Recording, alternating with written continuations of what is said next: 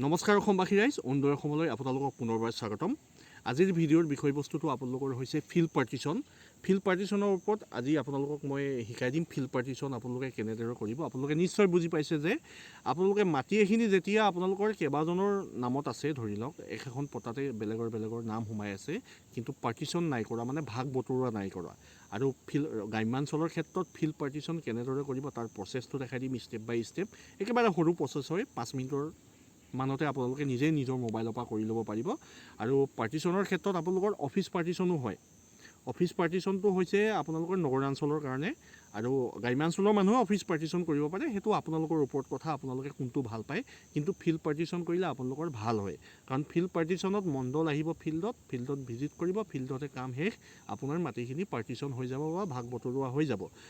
ধৰি লওক যিসকলে বুজি নাপায় কৈ দিছোঁ, ধৰি লওক আপোনালোকৰ দেউতা ঢুকালে, দেউতাৰ নামত মাটি আছিলে, আপোনালোকৰ 5জন ককাই ভাই, আৰু যেতিয়া আপোনালোকে লিগেল হেয়াৰ জৰিয়তে মিউটেশ্যন কৰিলে ইনহেৰিটেঞ্চ, আপোনালোকৰ গোটেই ককাই ভাইৰ নামখিনি তাত আহি যাব পাতাখনত, আৰু আপোনালোকৰ চবৰে নাম তাত আহিব। কিন্তু আপুনি পাছত সেইখিনি পাৰ্টিশ্যন কৰিব লাগিব।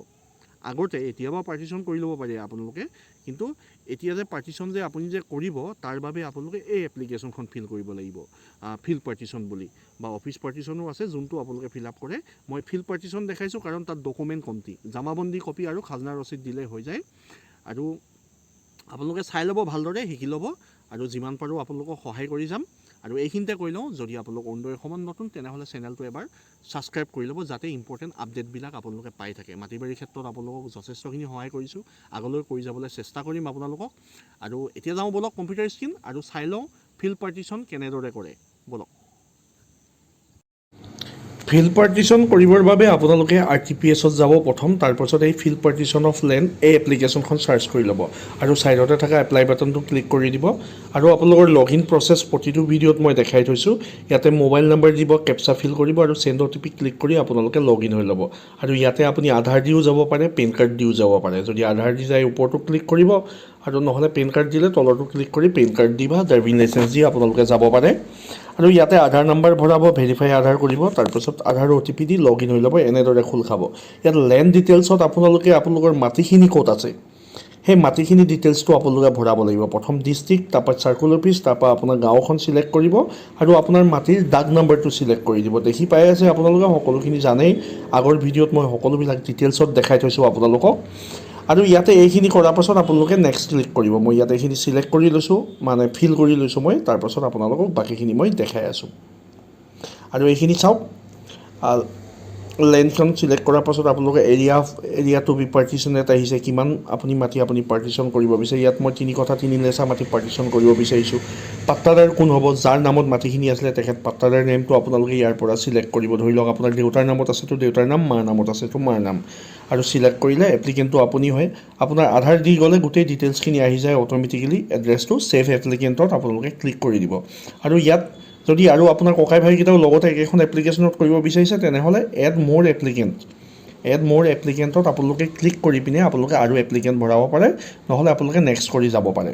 আৰু নেক্সট কৰাৰ পাছত আপোনালোকৰ আহি গ'ল কি, লেণ্ড ডিটেইলছ, আপোনালোকে জামাবন্দী ভৰাই দিব, জামাবন্দী কপিত আপোনালোকে জামাবন্দী ভৰাই দিব, আৰু তলতে আপোনালোকৰ খাজনা ৰচিদ আছে। এইটো ব্ৰাউজ কৰিব লাগে, ভৰাব লাগে, আপোনালোকে জানে। চুজ ফাইল কৰিলোঁ, এইটো মই জামাবন্দী আৰু খাজনা ৰচিদটো ভৰাই দিলোঁ, ডিক্লেৰেশ্যনটো টিক কৰিম, আৰু আমি নেক্সটত ক্লিক কৰিম। একেবাৰে চিম্পল এপ্লিকেশ্যন হয়, আপোনাৰ 5 মিনিটো নালাগে, আপোনালোকে গম পাইছে নিশ্চয়।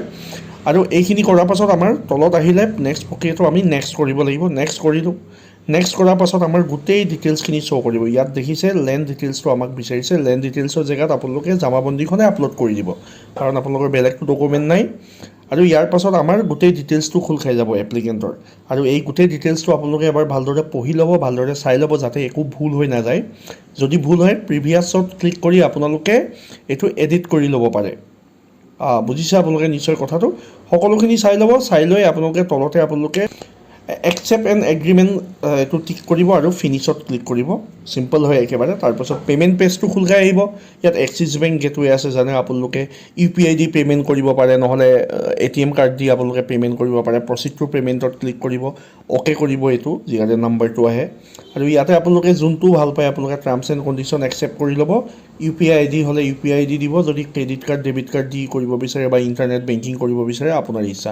মই ইয়াতে UPI ID দি কৰিব বিচাৰিছোঁ, চ' UPI ID লিখিলোঁ, কমপ্লিট পে'মেণ্টত ক্লিক কৰিলোঁ এইটো মোৰ UPI মোবাইল যোনটোত হয় তাতে এটা মোৰ নটিফিকেশ্যন আহিব সেইটো মই তাতে পে' কৰিম আৰু আপোনাৰ যোনটো এপ্লিকেশ্যন ৰিচিপ্ট হয় সেইটো ওলাই যাব ইয়াতে আৰু এইটো আপোনালোকে প্ৰিণ্ট কৰি ল'ব আৰু এমাহমানৰ ভিতৰত আপোনালোকৰ ফিল্ড পাৰ্টিশ্যন কমপ্লিট হৈ